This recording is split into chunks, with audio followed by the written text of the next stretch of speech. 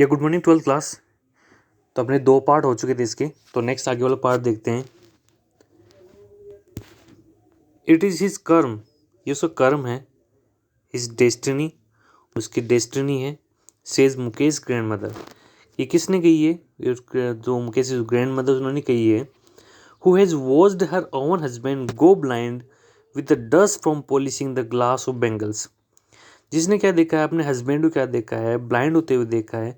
और ये उसका हस्बैंड ब्लाइंड कैसे हुआ? जो डस्ट से हुआ है, और जो डस्ट है वो निकली कहाँ से? Polishing the glass of bangles, जैसे क्या तो बेंगल बनाए जाते हैं, तो जैसे कांच की चूड़ियाँ बनाई जाती है, तो उससे क्या डस्ट निकलती है, और उससे क्या क्या क्या होता है, वो जो ये जो लोग काम करते हैं उनकी आंखें जो रोशनी वो क्या हो जाती है, कमज़ोर हो जाती है। तो उनकी मुकेश की जो दादी माँ का यही कहना है कि भगवान की उसका कर्म यही है, और उसकी डेस्टिनी भी यही है, उसका लक्ष्य भी यही है ना। तो आगे जाके क्या होता है कि उसने क्या देखा, अपने हस्बैंड को भी क्या देखा है, अंधा होते हुए देखा है। फिर ये आगे क्या कहती है, ये can a god given lineage ever be broken. देखिए यहाँ पे जो लीनेज उसका मतलब क्या होता है? वंश परंपरा। तो दादी माँ का क्या कहना है, can a god given lineage, क्या जो भगवान के द्वारा गिवन जो दी गई है वंश परंपरा एवर बी ब्रोकन, क्या कभी तोड़ी जा सकती है? तो उनका ये मानना है कि ये जो उनका जो चूड़ियाँ बनाने का जो बिजनेस है, जो काम है, उनको किसने दिया है? भगवान ने दिया है। और ये जो भगवान ने कोई चीज़ दे दी ना, तो उस चीज़ को हम न तो नकार सकते हैं न उस कर सकते हैं। तो उनका ये कहना है कि God given lineage ever be broken, क्या कभी भी ऐसे नहीं होता है कि वो टूट जाए। सी इम्प्लाइज, वो इम्प्लाइज करके बोलती है। इम्प्लाइज का मतलब क्या होता है? जोर देके बोलना। और जोर देके कौन बोलती है? दादी माँ बोलती है। Born in the caste of bangle makers, अब उनका जो जन्म हुआ है क्या किस में हुआ है? कास्ट, जो उनकी कास्ट कौन सी है? बेंगल मेकर, यानी जो चूड़ियाँ बनाने वाली में हुआ है। They have seen nothing but bangles, अब उन्होंने लाइफ में और कुछ नहीं देखा बट किसके किसके अलावा? बेंगल्स के अलावा ना, यानी उन्होंने सब पूरी लाइफ में क्या देखे? बेंगल से देखे हैं। आगे राइटर क्या बोल रहा है, देखिए ना।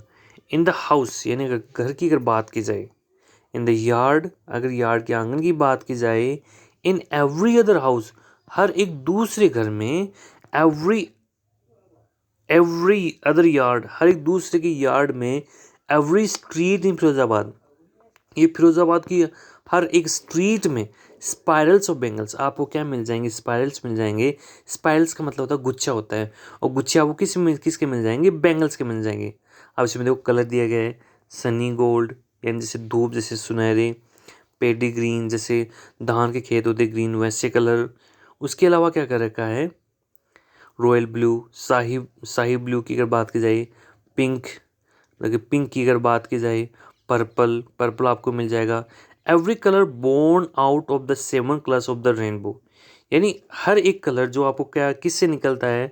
Born out of this 7 colours, जो किससे निकलता है? वो सेवन कलर जो रेनबो से निकलता है, वो हर एक कलर आपको यहाँ पे मिल जाएगा। और कहाँ मिलेगा?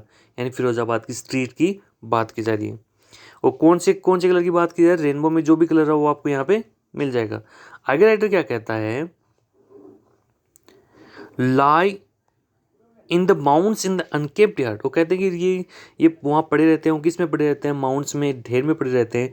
और अनकेप्ड अनकेप्ड का मतलब होता है जो अस्वस्थ जिसको बोलते हैं, यार्ड में पड़े रहते हैं। Are piled on 4 wheeled hand carts, और किस पे पड़े रहते हैं? जो ये आपकी हैंड कार्ट्स होती है, हैंड कार्ट्स का मतलब जो जो जिसे आप ठेला गाड़ी बोलते हो, उस पे कहते हैं आपको मिल जाएंगे ये। पुश्ड बाय यंग मैन, और इसको कौन पुश करता है? यंग मैन पुश करते हैं along the narrow lanes of the shanty town, यहाँ जो नैरो लेन है, जो संकीर्ण जो गलियाँ, छोटी छोटी जो गलियाँ हैं, वहाँ से जो सेंटी टाउन है। देखिए सेंटी टाउन बोलते हैं जो गरीबों का जो जैसे वो लोकेलिटी होती है, उसको हम क्या बोलते हैं? सेंटी टाउन बोलते हैं। तो वहाँ पर आपको क्या मिल जाएंगी? नैरो लेन्स मिल जाएंगी।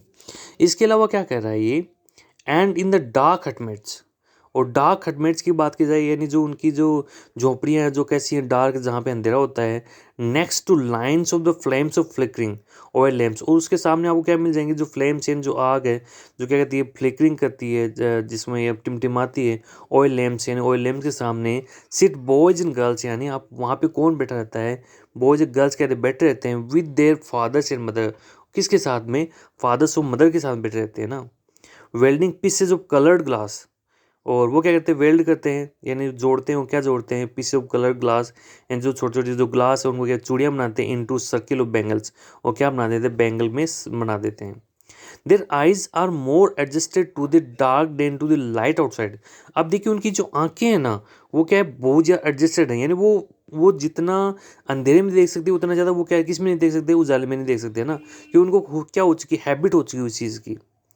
देखो लेकिन लास्ट में क्या होता है, दैट इज वाई, यही कारण है, they often end up losing their eyesight, वो क्या करते हैं अपनी जो आई साइट उनको क्या कर देते हैं, खो देते हैं। दे बिकम एडल्ट, कब, जब वो क्या बनते हैं, एडल्ट बनते हैं। यानी राइटर ने पहले ही कहा था कि यहाँ पे एक्चुअल में क्या होता है, एक्चुअल में ये होता है कि ये मान लीजिए कि ये बच्चे बच्चे या फिर अगर बॉयज़ की बात की जाए, गर्ल्स की बात की जाए, ये यहाँ पे काम तो करते हैं, बट जैसे ही एडल्ट होते हैं उससे पहले पहले क्या होता है, उनकी जो आँख की रोशनी है वो क्या हो जाती है, कमज़ोर हो जाती है। इसके अलावा आगे क्या बोलता है, यहाँ पे एक बच्ची का नाम है जिसका नाम क्या है, सविता है। तो कहते हैं Savita young girl in a dress pink dress, कहते हैं कि उसने जो कैसे कपड़े पहने हुए हैं, पिंक ड्रेस पहनी हुई है, sits alongside an elderly women, और वो क्या है, एक एल्डरली बूढ़ी सी औरत के साथ साथ में बैठी है, सोल्डरिंग पीसेज ऑफ ग्लास, और वो क्या कर रही है, ये जो ग्लास है, ये जो चूड़िया है उसके जो क्या कर रही है, उसको सोल्डर कर रही है, उसको जोड़ रही है, as her hands move mechanically. अब अगर उसके हाथों की बात की जाए तो वो कैसे हाथ जैसे मूव यानी हिल रहे हैं, और कैसे हिल रहे हैं मैकेनिकली, जैसे कोई मशीन जैसे हिलती हो, जैसे चलती हो ना, वैसे हिल रहे हैं, like the tongs of the machine, और जैसे क्या वो कोई मशीन का जैसे क्या वो टोंग्स हो, जैसे चिमटा नहीं होता क्या, वैसे क्या होती है, चल रहे हैं उसके हाथ। आई वंडर, मुझे देखो आश्चर्य है, if she knows the sanctity of the bangles, अगर वो जाने, और क्या जाने, सेंक्टिटी यानी जो पवित्रता जाने, वो किसकी पवित्रता जाने, बेंगल्स की। सी हेल्प्स मैक, जो क्या कर दी, वो हेल्प कर रही है बनाने में। It symbolises an Indian women सुहाग, और ये सिम्बलाइज प्रतीक को किसका है, इंडियन वुमेन सुहाग, यानी जो औरत सुहागन होती है, जिसका हस्बैंड होता है, वो उसके लिए कि ये बहुत ज़्यादा मायने रखती है, बहुत ऑस्पिशियस होता है, तो उसका प्रतीक, और क्या प्रतीक है, चूड़ियाँ हैं। ऑस्पिशियसनेस इन द मैरिज, वो कहते हैं कि ये बहुत ज़्यादा शुभ माना जाता है, किसमें, मैरिज में। It will dawn on her suddenly, एक दिन क्या होगा, डॉन ऑन यानी उसको पता चलेगा। अब क्या पता चलेगा, one day when her head is draped, जब उसका जो हेड है वो ड्रेप यानी ढक दिया जाएगा, विद रेड वेल, किससे ढक दिया जाएगा, एक लाल घूंघट से। हर हैंड्स डाइड रेड, उसके जो हाथों की अगर बात की जाए, डाई लगा दी जाएगी, और उस किस क्या लगा दी जाएगी, रेड विद हीना, यानी उसके जो हाथ है उसमें हीना लगा दी जाएगी, मेहंदी लगा दी जाएगी, एंड रेड बेंगल्स, और जो रेड जो ये लाल लाल जो बेंगल्स हैं, rolled on to her wrist, और उसकी जो कलाइयों पे क्या होंगे, रोल्ड ऑन होंगे ना। She will then become a bride, और उसके बाद में ये क्या बन जाएगी, एक ब्राइड बन जाएगी, एक दुल्हन बन जाएगी। लाइक द ओल्ड वुमेन, उस ओल्ड वुमेन की तरह, बिसाइड हर, जिसके जो सहारे साथ में बैठी है, who became one many years ago, जो कई सालों पहले क्या बनी थी, एक क्या बनी थी, बहू बनी थी। She still has bangles on her wrist, और अभी भी जो अगर दादी माँ की बात की जाए, सुविता के पास साथ में जो बैठी हैं, उनमें अभी भी क्या हाथों में क्या है, चूड़ियाँ हैं, but no light in eyes, लेकिन उनकी आंखों में क्या रोशनी नहीं है। अभी तो इस रात में अपने पहले के लिए कर चुके हैं कि क्या होता है कि इनकी लाइफ में जैसे चूड़ियाँ बनाते हैं, धीरे धीरे क्या होता है कि उनकी जो आंखों की जो रोशनी आई साइड वो क्या हो जाती है, कमज़ोर हो जाती है। आगे क्या बोल रहा है, दादी माँ क्या बोलती हैं, एक वक्त शेर भर खाना भी नहीं खाया, सी सेज, दादी माँ कहती है कि हमने क्या है, एक वक्त शेर भर, यानी कभी ऐसा नहीं हुआ कि उनको एक वक्त यानी सुबह अगर खाना मिल गया शाम को नहीं मिलता, शाम को मिल गया सुबह नहीं मिलता, कि एक वो भी क्या है, वो भी कंप्लीटली उन्होंने नहीं खाया। सी सेज, वो कहती है, in a voice drained of joy, और ऐसी आवाज़ में कहती हैं जो जॉय को क्या करे, छीन ले, यानी नीरस आवाज़ में बोलती हैं वो ना। सी हैज़ नॉट इंजॉयड, वो कहते हैं उन्होंने इंजॉय नहीं किया, इवन वन फुल मील, यानी एक टाइम का जो पूरा खाना वो भी क्या नहीं किया, इंजॉय नहीं किया, इन हर एंटायर लाइफ, पूरी लाइफ टाइम में। दैट्स वॉट सी हैज़ रीप्ड, यही चीज़ उन्होंने क्या रीप की है, काटी है, यानी उन्होंने जो पाया है बस यही चीज़ पाई उन्होंने। हर हस्बैंड, उसके अगर हस्बैंड की अगर बात की जाए, एन ओल्ड मैन, वो जो बूढ़ा सा व्यक्ति हैं, विथ ए फ्लोइंग बियर्ड, उनके बड़ी सी दाढ़ी है, सेज, वो कहते हैं, I know nothing accept bangles, तो कहते हैं कि मेरे को बेंगल के अलावा कुछ भी नहीं पता। All I have done is make to home for the family to live in, मैं क्या कर पाया हूँ, ओनली उन अपने परिवार पर, अपनी फैमिली के लिए बस घर बना पाया हूँ जिसमें वो रहते हैं।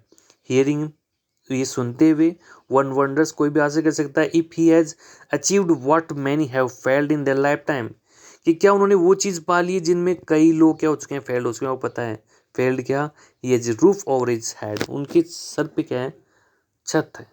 यानी कई लोग ऐसे आपको जो उनकी फैमिली की बात की, उनके क्या है, सर पे क्या नहीं है, छत नहीं है ना। तो ऐसे कौन सी आई थी ना, हमने किसी बारे में बात की, साहिब के बारे में बात की थी ना। वो क्या कैसे घर बनाते हैं, कैसे क्या होता है उनके उनमें, और जैसे उनके कुछ जगह मिली वहाँ पे अपना वो टेंट वेंट लगा लेते हैं। तो ये मान लीजिए कि मुकेश की फैमिली की बात करें तो यहाँ पे क्या है, उनको घर तो है ना उनके पास में। और गाइस आज को इतना करते हैं और कल करते हैं।